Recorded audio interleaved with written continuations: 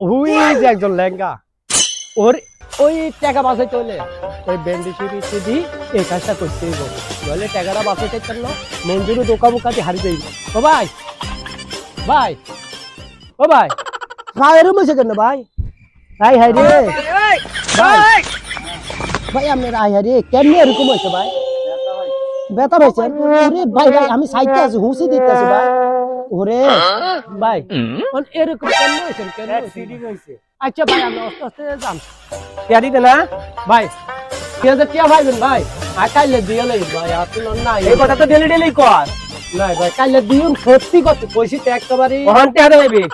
এক ভাই আমার কিছু কইছ না না না তোমারে কিছু কইছি না তুমি যাও গা ভাই তুমি যাও গা ভাই আর কাইলে দিয়ে লই সত্যি কথা না টিয়া লো